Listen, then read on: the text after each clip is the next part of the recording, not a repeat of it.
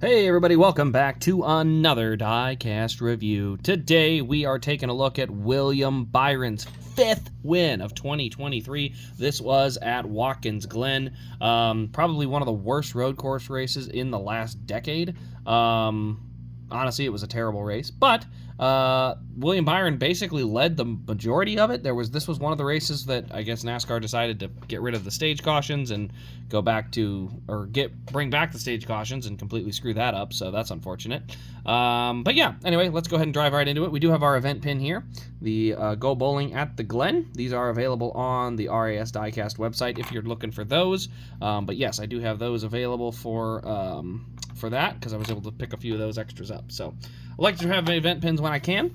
We also have the race win sticker that it'll come with. The pin is extra. That does not come with the car. That is something only my site offers as far as I know, as far as a diecast and pin combo. And then we got William Byron Go Bowling at the Glen winner, August 20th, 2023. Flip it around to the back, and here you see started second on the day, 90 total laps. He led 66 of them, won by 2.6 seconds. And I said it was just a boring and dull race, and it was mainly just because there was only one caution. It was for Chase Elliott running himself out of gas. Otherwise, there would have been no cautions, and nobody could pass. They were all just stuck in a single file line the entire day, and it was awful.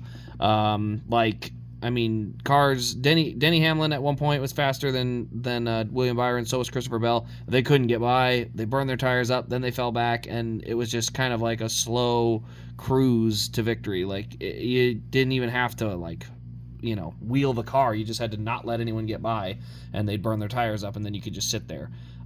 So yeah, really, really dull race. I do not remember liking that one. 298 is the production number, and I don't think stage cautions coming back will save that. I think that was actually just a factor of this car not being good on road courses.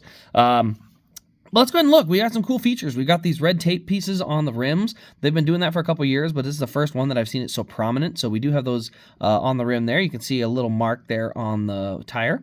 Got our number 24. We got Valvoline. As you can see, Valvoline could slide back about another inch and a half or so, and that 24 could slide right back to the center of the door where it belongs. I mean, seriously, this car would look much better.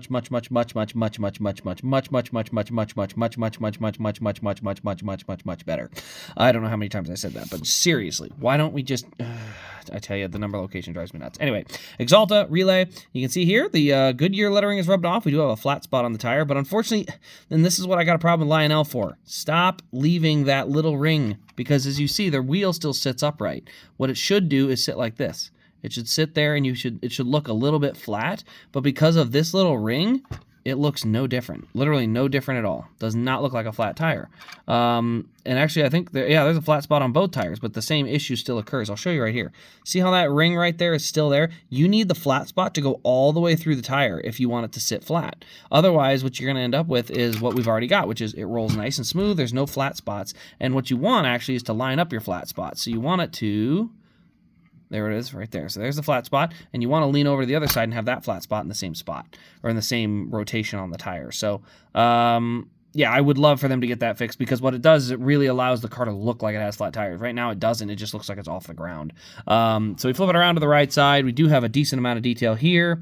This is all from just the fuel spilling and the rubber burnout, or the buildup on the burnout. You can see more rubber, Goodyear lettering rubbed off here. I don't know if that happened on the burnout or if it was on the post lap or anything during the race, but we do have at least no Goodyear lettering. That's a little rubbed off.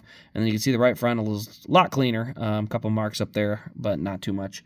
Rear bumper, you do have this little arrow there. That is for the tow hook that they put on there.